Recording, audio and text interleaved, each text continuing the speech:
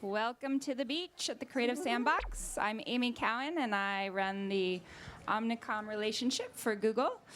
Very happy you guys could be with us today. I have a very short introduction for the man that needs no introduction. We're really pleased that Andrew Robertson, the worldwide CEO of BBDO, is going to share with us his take on sex, drug, and rock and roll in advertising. With that, turn it over to you, Andrew. Thank you, Amy. Amy and I we were sitting having a very important meeting in my office once, and she said, "Would you like to do a lightning talk in our Sandbox at Cannes?" I said, "Only if I can talk about sex, drugs, and rock and roll." And she looked at me and she said, "Yeah, okay." There is a reason for it.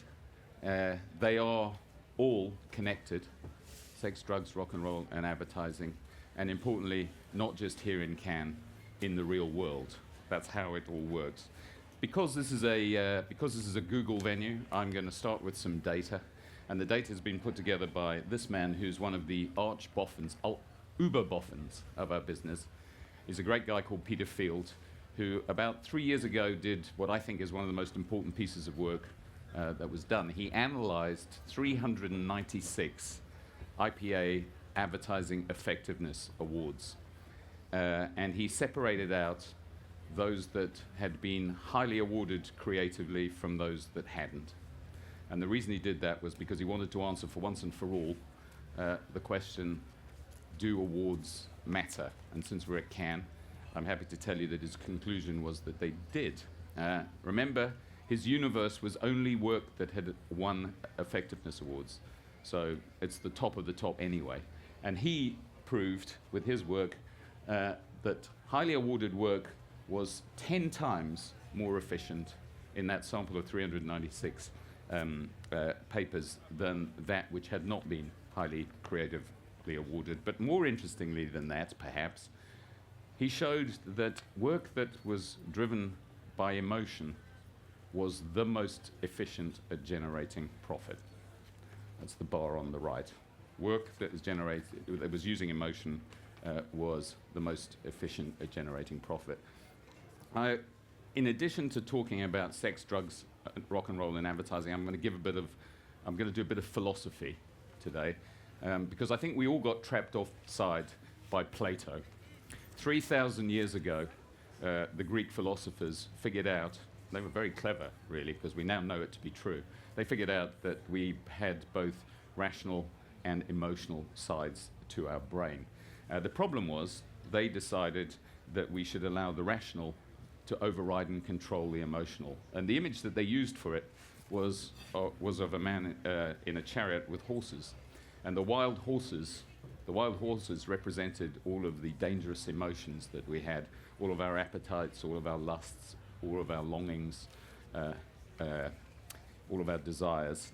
And what was important to them was that these wild horses be controlled by discipline and rational thought. And that was a concept that unfortunately led us, at least as far as advertising is concerned, to think that we are Spock, that we can construct an argument that will persuade people to do what we want them to do.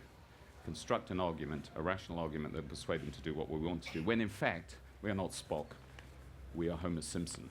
We have much more in common with him. There we go, we're Homer. And to understand why, we should look into Homer's head. When you look at how the brain works, there are actually three important parts to it.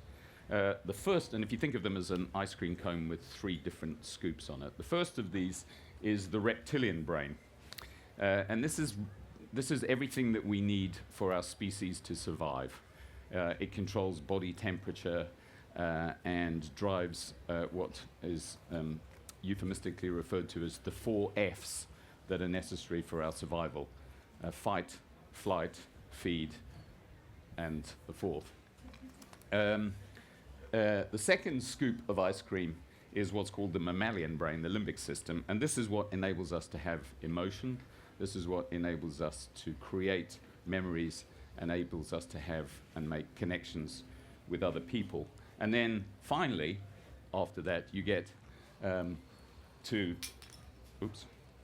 the cortex, which is literally the grey matter that surrounds the brain. And that's the thing that's necessary for us to be able to imagine other things, to reason and problem solve.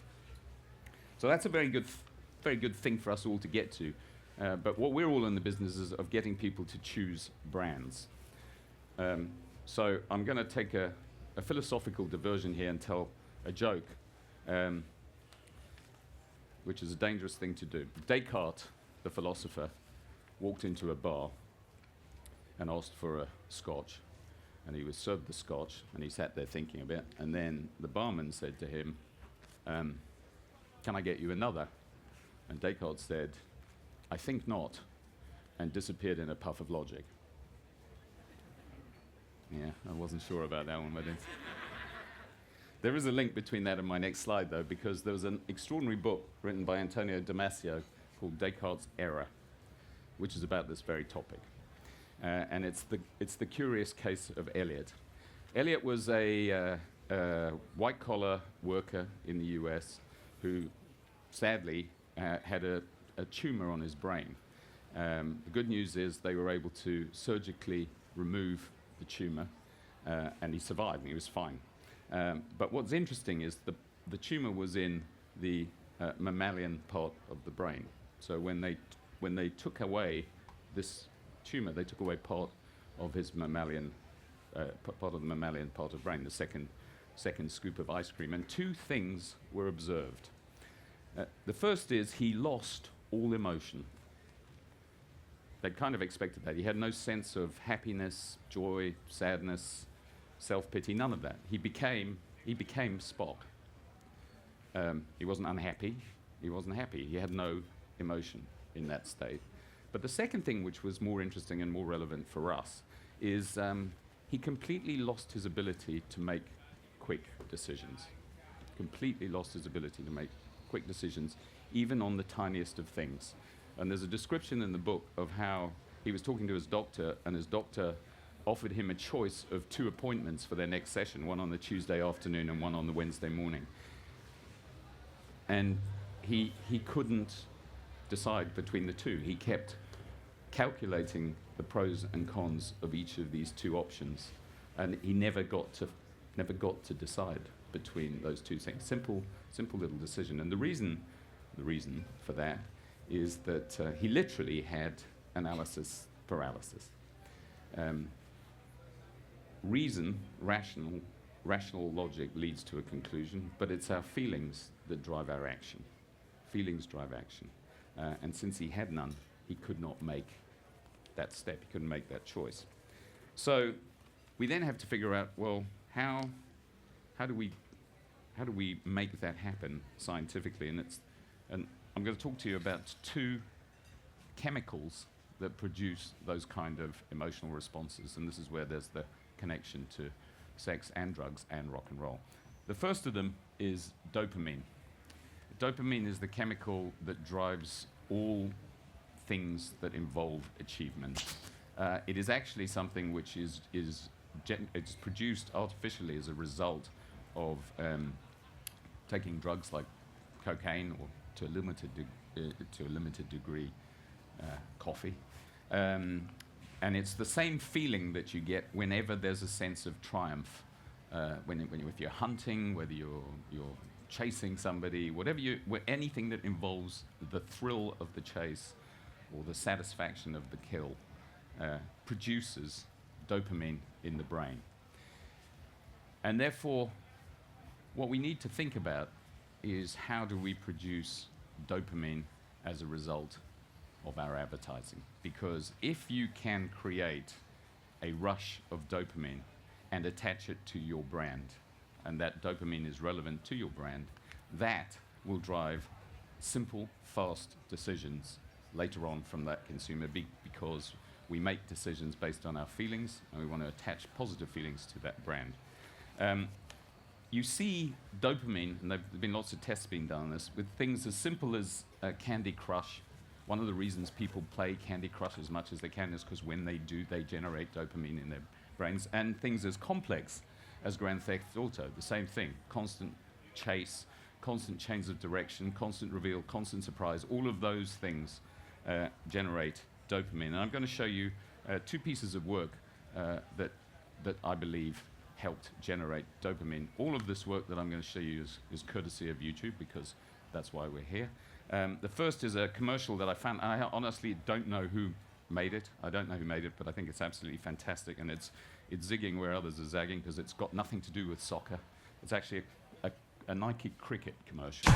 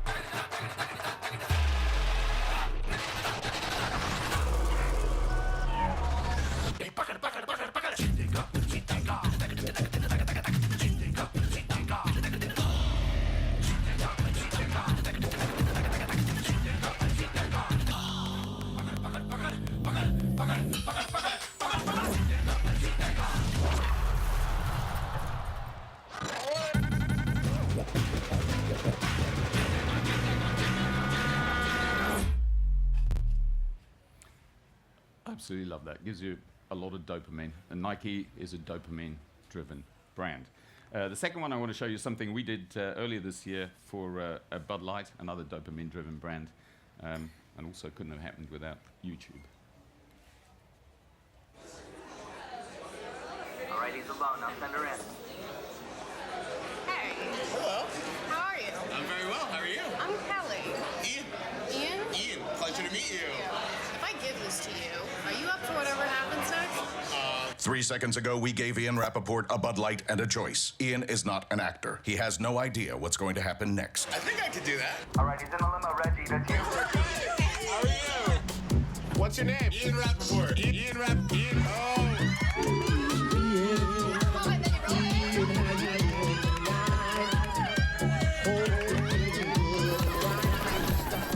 Actually, the bachelorette party is great. The limo's pulling up. Rebecca, can you hear me? I hope I don't mess it up. Hey.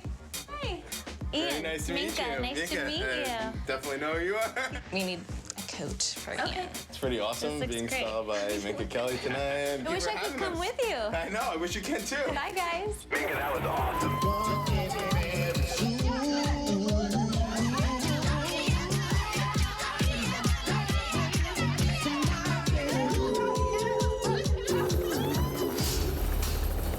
They're coming in now, guys. Open the doors. Joe. Good evening.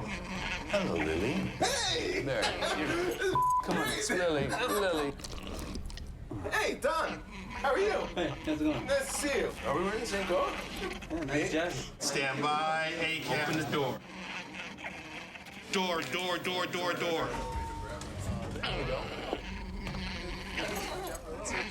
Twins. Yes. This is a bizarre night. Take care here. Everyone here is a twin? My mind is blown. They're on their way down. Prepared to be crushed in tiny tennis. Okay, let's see the arms. You all look all pumped up. Very good. Just give me 5 push-ups. 2. I knew it. Bring it up. And they're beautiful girls, huh? Don't be shy when it comes to counting for me. You can do better than that. Come on. Ready, my little man here? It's not a bad shot for my little princess.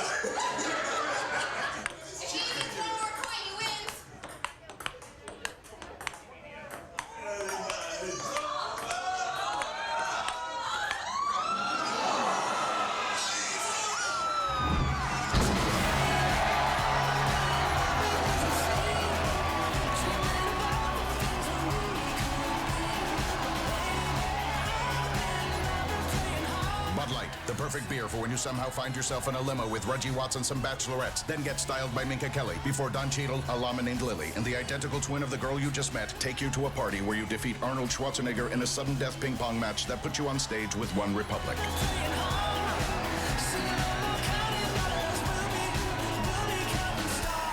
Bud Light, the perfect beer for whatever happens.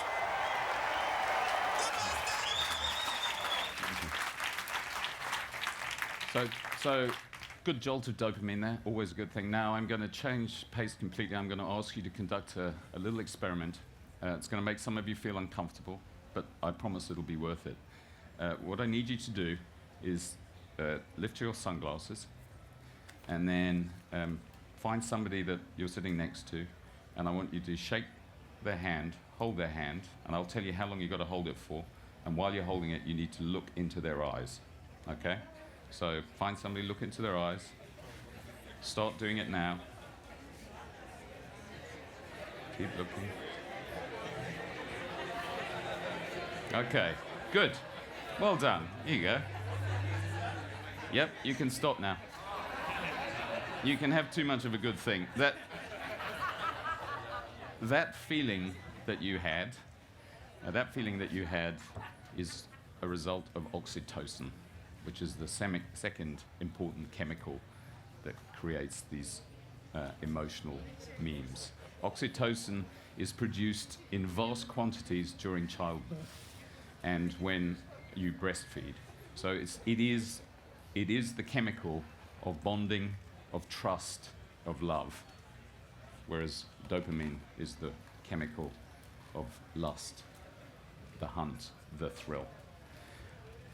And oxytocin also has, therefore, a really important part to play in advertising. So I'm going to show you now a piece of work that, again, thanks to YouTube, was incredibly successful, which gives a huge rush, not a rush, huge, I don't know what you call it, not a rush, of a huge dose of oxytocin.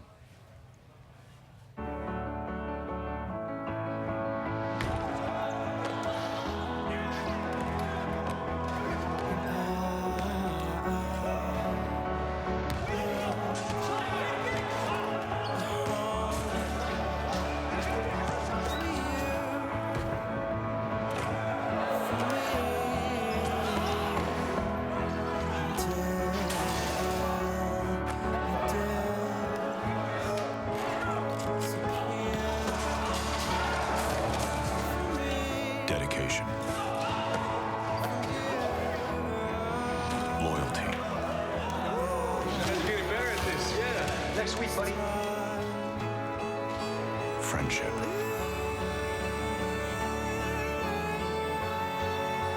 The choices we make reveal the true nature of our character.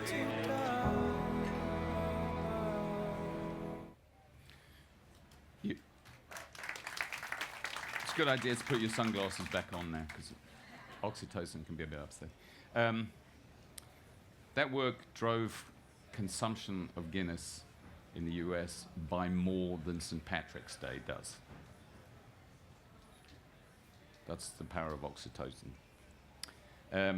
Here's another execution of that idea that was done in a day and a half when somebody read a story.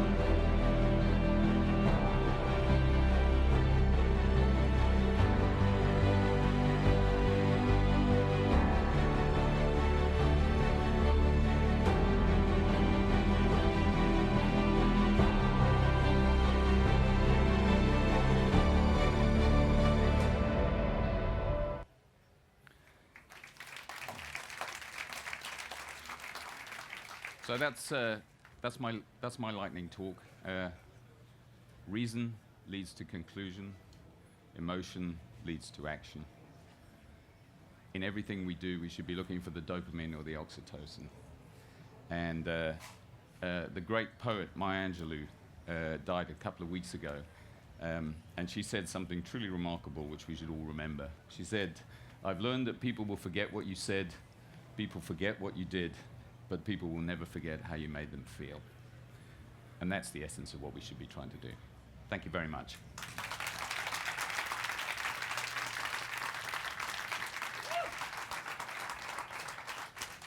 Thank you for telling such beautiful stories. I was thinking of, I had twins, and then I put my twin to my chest as they were out of the ICU, just that emotion that it evokes. And great storytelling, BBDO. You guys are one of the best. So we have time for a couple questions. So would anybody have any questions for Andrew? Awesome, thanks. Anyone? Thanks, Amy. Yes. Well, I'll ask one question just to get us started, and if anybody else would like, otherwise we'll call it a day. So we're here at Cannes this year. I'm sure everybody's asking the question, but why do you come back, and what makes you excited about the festival? This is the only place where you see the best of the best from around the entire world. It is the most international of all the awards schemes, and I really get a kick out of not just all of the work coming together, but all of the people coming together from around the world. And you always see something you haven't seen before. You always find yourself with a rush of dopamine or a rush of oxytocin. I've been doing it I'm old. I've been doing it for a very long time, and every year I still get a kick from it. Any questions from the audience? All right, with that, please join me. Oh, go ahead. When is the very moment we have a devotion for an idea? You don't really know until it's finished. That's what's not rational about it.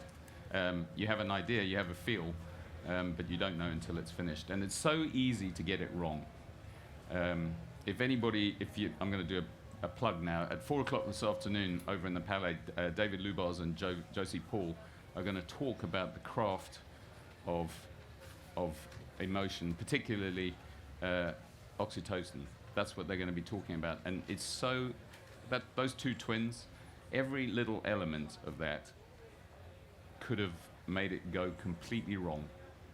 The music, the way the camera moved on, it's just a static photograph. The voiceover, well, there wasn't a voiceover. There's, all of that, anything you do slightly wrong can flip you from really, really good emotion to eh.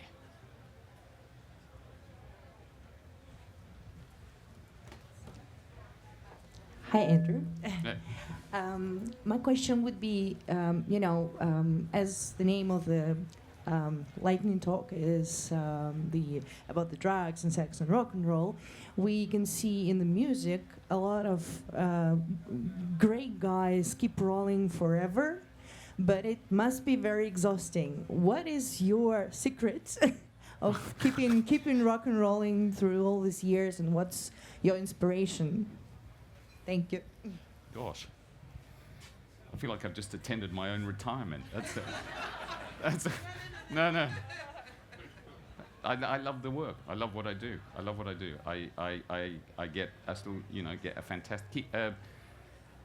Paul McCartney said that he gets his greatest thrill when he hears a milkman whistling one of his tunes, and to me, my biggest dopamine rush comes from hearing people who've got nothing to do with us, nothing to do with our business, from hearing them talk about some work that's been done anywhere in the world.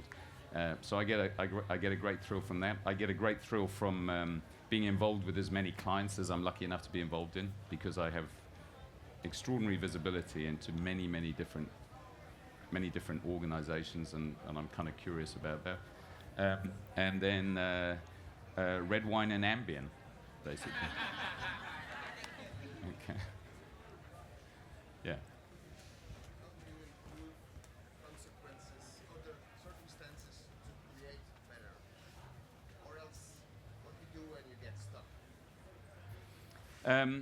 You, what do I do, or what do other people do? What do people? Well, I think the first thing is you have to be serious about it, because the thing about,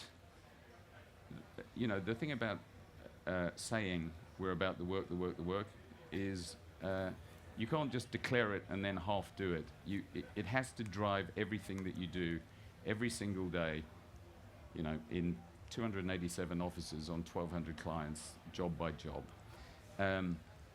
And you don't get to do it right all of the time. You don't. But you can't allow that to change your commitment to it. I just say it's like walking across a crowded dance floor with a glass that's full of water. It's really difficult to move all your way through without spilling the water. But that's what you have to try and do. And it's really easy to find yourself not just with some of the water spilled, but with half of it gone. So you just have to be committed to it, and you have to be committed to it on everything. Because if you start to think, I'm going to pick this job and try and do something really brilliant on this, and I'm just going to get this done, before you know what's happened, all you're doing is getting it done. So it has to be the way you work on every single brief, on every single project, all the time. And when you think like you're banging your head and you don't feel it's happening, you go and look at what has been done. Go and look at what has been done, because it proves it's possible. Yeah.